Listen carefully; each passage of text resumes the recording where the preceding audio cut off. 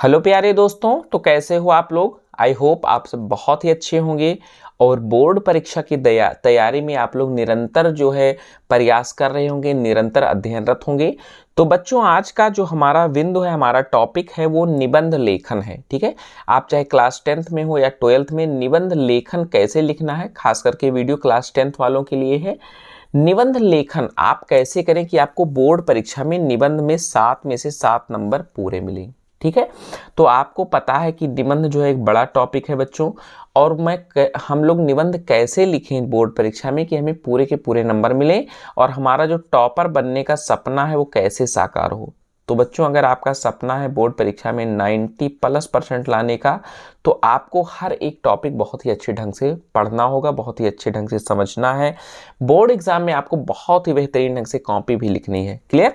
तो बच्चों, 2024 के लिए जो आपकी इंपॉर्टेंट निबंध है, मैं उनको अभी आपको क्लियर करवा दूंगा। कैसे लिखना है मैं आपको ये भी बताऊंगा तरीका।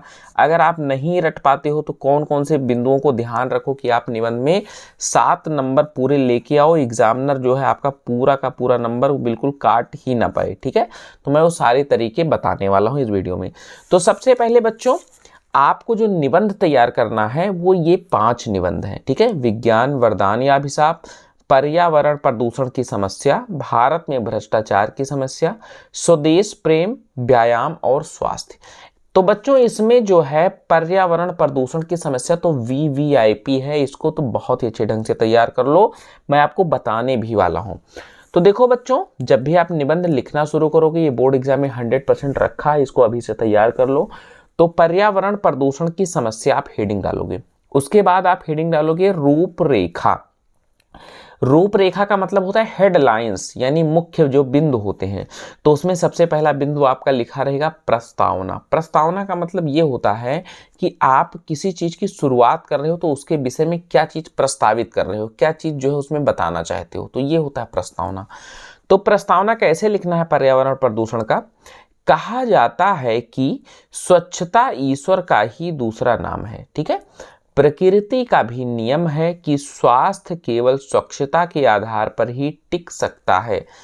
खेद का विषय है कि स्वच्छता का शत्रु प्रदूषण आज भी पृथ्वी, वायु और आकाश सभी को अपने लपेटे में ले चुका है। तो ये आपका प्रस्तावना हो गया पर्यावरण प्रदूषण के लिए।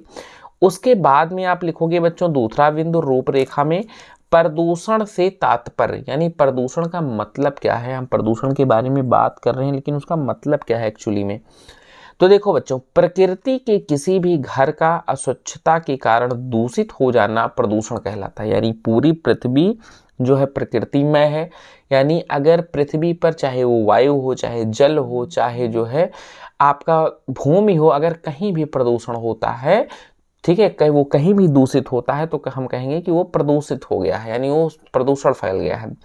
तो आज प्रदूषित खाद व पानी ने ब्रह्म तुल्य अन्न को, यानी जो भोजन ब्रह्म के समान है, यानी जिसको हम देव तुल्य समझते हैं, वो विष तुल्य बना डाला है। किसने?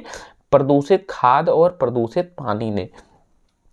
कान के नाजुक पर्दे ध्वनि प्रदूषण से फटने को आते हैं। यानी आप देखते हो आज के समय में इतनी ज़्यादा ट्रैफिक है, इतने ज़्यादा हॉर्न है, माइक है, ठीक है, जिनके ध्वनि के कारण कान के पर्दे ऐसे लगता है कि फट जाएंगी।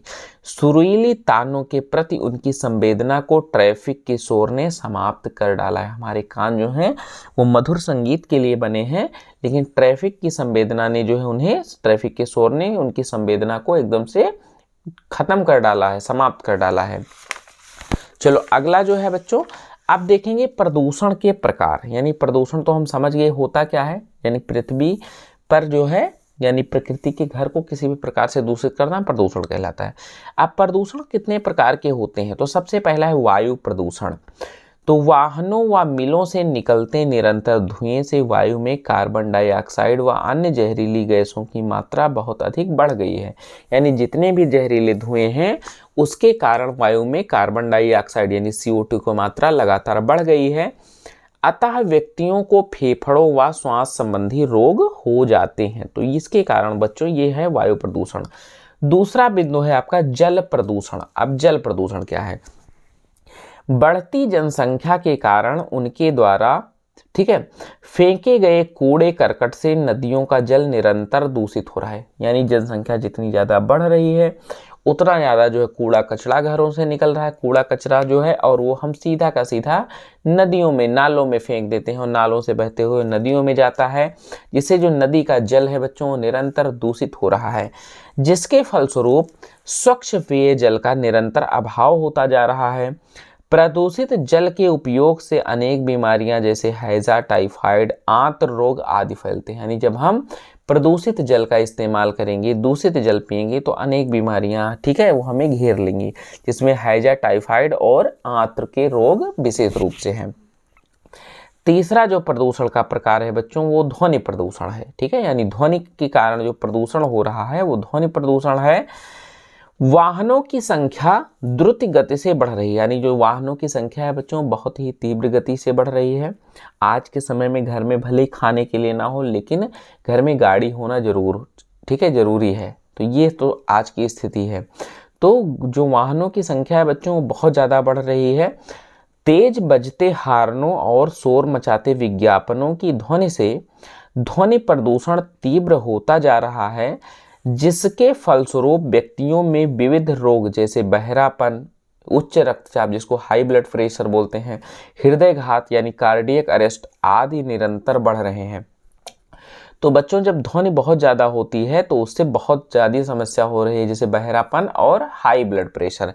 और ध्वनि प्रदूषण का एक बहुत बड़ा कारण भी है शादी ब्याह में जो है बजने वाले, जैसे आपने डीजे वगैरह का नाम सुना होगा, जो साउंड्स होते हैं बहुत बहुत ही तीव्र ध्वनि से बजते हैं, जिसके कारण ये सारी समस्याएं और भी ज़्यादा उत्पन्न होती हैं। अगला जो प्रदूषण का प्रकार है बच्चों वो रासायनिक प्रदूषण है। अब रसायन का नाम आपने सुना ही होगा, केमिकल्स बहुत सारे होते हैं, ठीक है।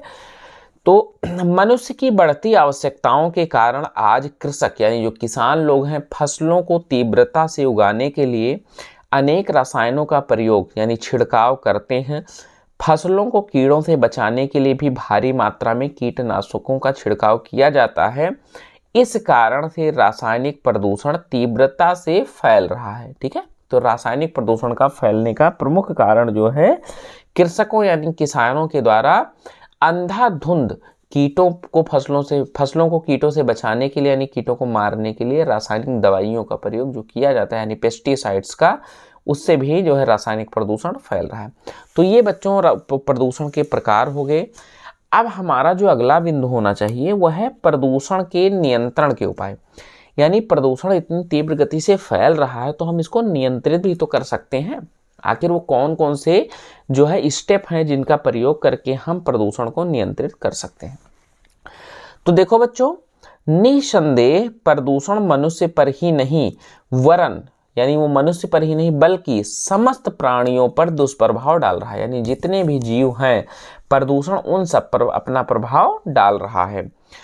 तो इनकी रोकथाम के प्रयास भी उसे ही करने होंगे, ठीक है। प्रदूषण को फैलाने में यदि मनुष्य सबसे आगे यानी मनुष्य जो है प्रदूषण सबसे ज़्यादा फैला रहा है तो इनकी रोकथाम के प्रयास भी उसे ही करने होंगे। कभी किसी जानवर को भी सुना है कि वो प्रदूषण फैला रहा है, कभी किसी कुत्ते का नाम सुना हो या कभी किसी नीलगाय का नाम सुना हो या कभी शेर का नाम सुना हो। प्रदूषण का मुख्य कारण मनुष्य ही है। तो ये मनुष्य की ही यानी हमारी जिम्मेदारी बनती है कि हमें प्रदूषण का रोकथाम करना चाहिए, ठीक है। कभी किसी जो है बकरी को आपने सिगरेट पीते हुए देखा नहीं देखा होगा, ठीक है। कभी किसी जो है जानवर को गाड़ी चलाते हुए नहीं देखा होगा। तो ध्वनि प्रदूषण, जल प्रदूषण, हर एक प्रदूषण का प्रमुख कारण मनुष्य है।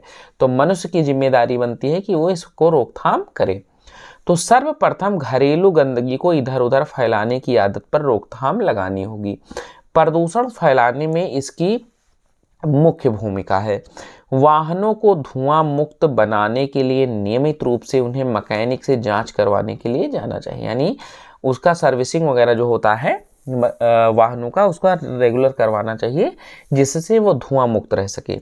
संगीत के उपकरणों की आवाज़ धीमी रखनी चाहिए ताकि शोर आदि ना फैले। यानी हम अगर संगीत वगैरह सुन रहे हैं या शादी ब्याह में डीजे उजे जो भी बजता है तो उसका जो आवाज़ है वो धीमा रखना चाहिए ताकि ध्वनि प्रदूषण ना फैले। हरे भरे वृक्ष लगाकर भी वातावरण को प्रदूषण मुक्त रखा जा सकता है, ठीक है। अगर हम जितना ज़्यादा पेड़ पौधों का रोपाई करेंगे, जितना ज़्यादा पेड़ पौधों का जो है हम रोपण करेंगे उतना ही जो है हम प्रदूषण को नियंत्रित कर सकते हैं। ठीक है, तो ये है रोकथाम के उपाय। अब आपका अंतिम जो बिंदु है बच्चों, उपसंहार। ठीक है, आपको लास्ट में प्रथम बिंदु प्रस्तावना और अंतिम बिंदु उपसंहार जरूर होना चाहिए। ये जो है निबंध लेखन का एक सुंदर और सुदृढ़ तरीका होता है। अब उपसंहार में हम क्या लिखेंगे, प्रदूषण किसी भी प्रकार का क्यों ना हो हमारे सुख व स्वास्थ्य का शत्रु है।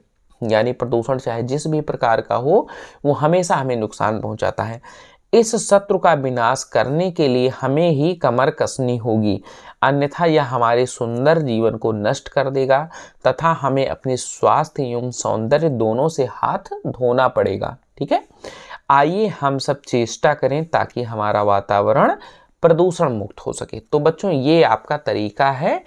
ठीक है, वातावरण जो प्रदूषण है, ठीक है, इसको लिखने का तरीका। ठीक है, प्रदूषण पर निबंध लिखने का बहुत ही सुंदर तरीका है। तो पर्यावरण की प्रदूषण की समस्या, उसका उपाय, सब कुछ हम लोगों ने इस टॉपिक में कवर कर लिया है। तो बच्चों वीडियो पसंद आई हो तो इसको लाइक करो, ज़्यादा से ज़्यादा शेयर करो, चैनल पे नए हो तो सब्सक्राइब भी कर लो, बेल आइकन को प्रेस करो ताकि आपको ऐसे ही नॉलेजफुल वीडियो आगे भी मिलती रहे। तब तक के लिए जय हिंद, वंदे मातरम।